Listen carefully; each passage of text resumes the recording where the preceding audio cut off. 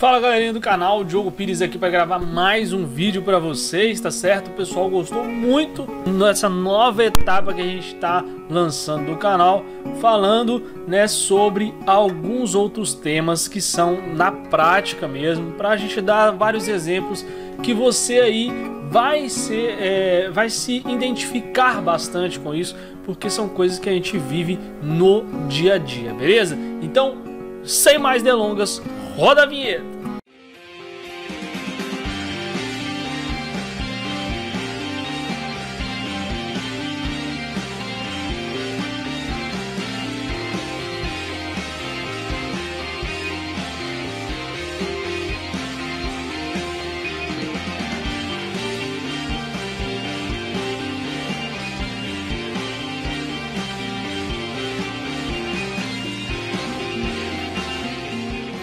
Então beleza pessoal, voltando aqui para a gente estar falando um pouco mais, né, de outro tema que eu acho muito bacana a gente tá falando sobre ele. Esse agora é o próprio versículo, ele já fala isso, né? Nós vamos falar sobre Salmo 11, versículo 3 e 4. E o nome desse vídeo já é o próprio versículo, né? Quando os fundamentos estão sendo destruídos, que pode fazer o justo? Muito bom esse versículo, e ele é completado com um segundo versículo, mas vamos nos atentar aqui a esse primeiro para vocês entenderem melhor do que se trata esse tema.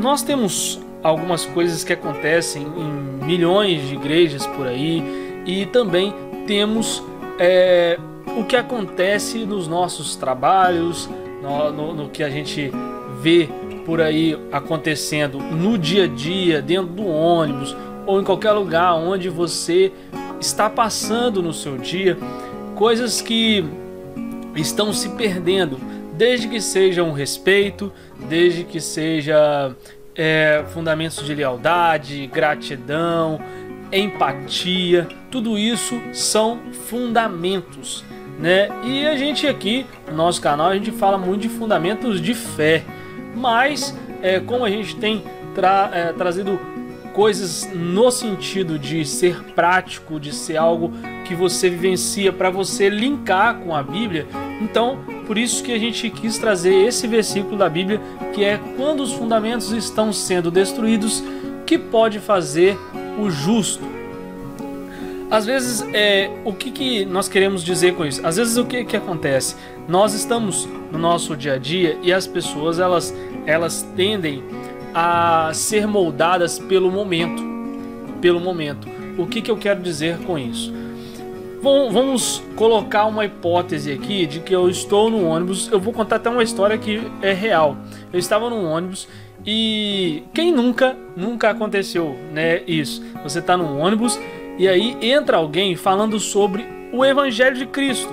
Entra ali, só que se você andou de ônibus alguma vez, essas pessoas que entram no ônibus, geralmente elas gritam muito alto, elas falam muito alto, elas ao invés de estar falando de Deus, que é o que elas estão fazendo, e ser bem recebidas, acaba acontecendo que as pessoas colocam os fones de ouvido e ali, né, se atém a um mundo que talvez ela nem estava naquele momento, justamente porque aquela palavra que aquele rapaz ou senhora estava trazendo acaba gerando um desconforto ao ponto daquela pessoa ela não ouvir aquela mensagem que está sendo abordada, mostrada ali, né? Mas teve uma outra situação que aconteceu também, que foi de um pessoal fazendo evangelismo no ônibus, que eu achei muito interessante. Eles passaram pela frente normal, não entraram pelo meio, né? Eles pagaram a passagem e eles vieram com uma caixa, né, de água, né? Esses fardinhos de água, e eles entregaram para todas as pessoas. E algumas pessoas ficaram meio relutantes. Eu, inclusive, fui uma pessoa que fiquei meio relutante, porque eu achei que estava vendendo, né? A gente está acostumado a, dentro do ônibus, sempre ter algum ambulante vendendo alguma coisa, e eu acho que eu tava no fone, eu não sei, e eu vi que a pessoa me entregou a água. Eu falei, não, não quero não. Aí a pessoa respondeu, falou, não, eu não estou vendendo, eu estou dando. E aí eu peguei, segurei a água, né? Era final de dia, de trabalho, eu segurei aquela água, mas no final, né, quando ele veio recolher não, ele parou e falou lá na frente uma mensagem. E aí todo mundo, né, se ateu. Pessoal, vocês receberam aí uma garrafa de água, não é cobrado, vocês podem ficar, essa água é de vocês. Mas eu queria, né, pedir a atenção de vocês para que vocês refletissem um pouco sobre o que essa água representa agora e por que nós fizemos dessa forma, em entregar a vocês e não cobrar nada. Aí todo mundo ficou meio assim e tal, né? Então essa água que eu dei a vocês, tudo a pessoa, né, que estava ministrando ali, ela falando sobre isso. Essa água que eu estou dando a vocês é em sinal de mostrar como Jesus ele faz com a graça. Olha que interessante, irmão. Olha que interessante. Aí eles falaram, né? Acho que quem é espiritual já entendeu tudo, né? Essa água que eu dou dando para vocês é uma água que ela é de graça. E nós estamos querendo mostrar para vocês aqui como é a graça de Deus. Ela é um dom imerecido, mas ela é dada como essa água que nós demos a vocês hoje. Essa água que nós demos a vocês hoje, ela não foi cobrada. E vocês estão com sede. Olha que pancada de mensagem. Vocês estão com sede.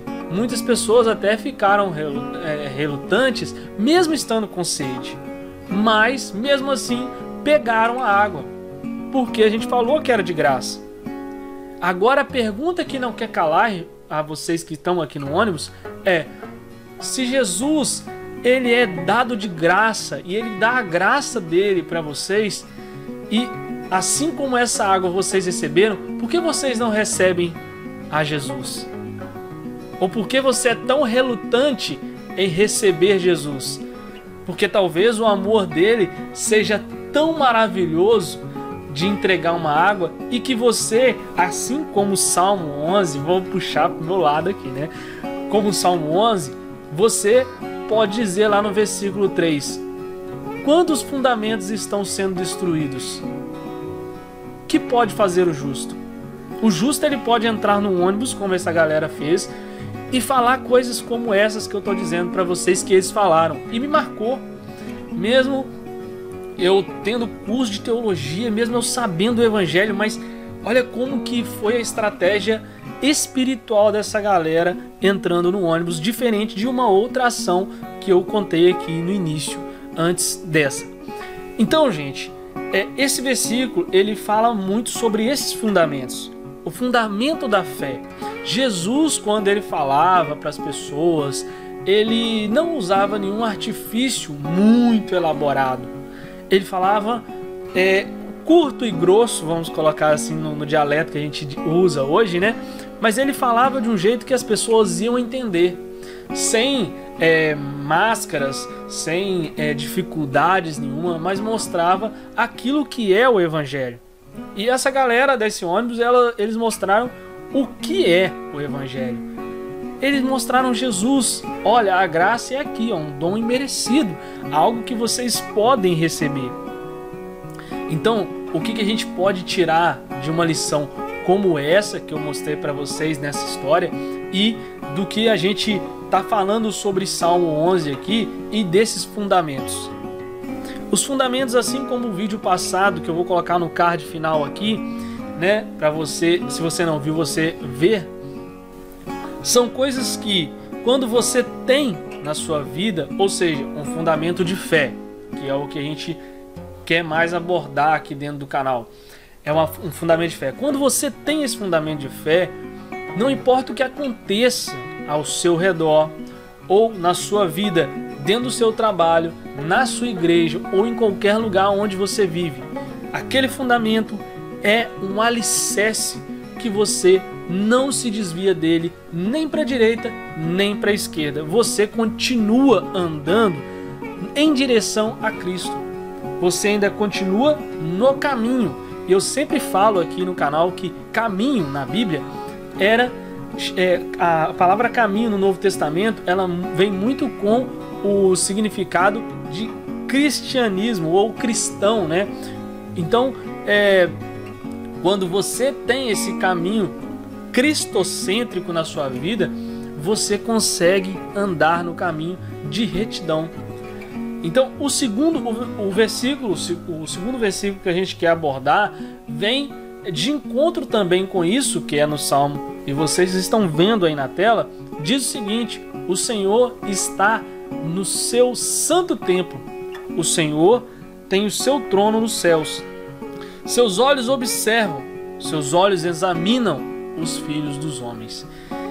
E todas as ações que você toma na sua vida, todas as ações que você proclama dentro do seu trabalho, em qualquer lugar que você esteja, essas funções, essas coisas que você faz, tudo que você fala sobre Cristo, né? Deus, Jesus, o Espírito Santo, ele está o tempo todo olhando para você, te examinando e vendo todas as coisas que você está fazendo.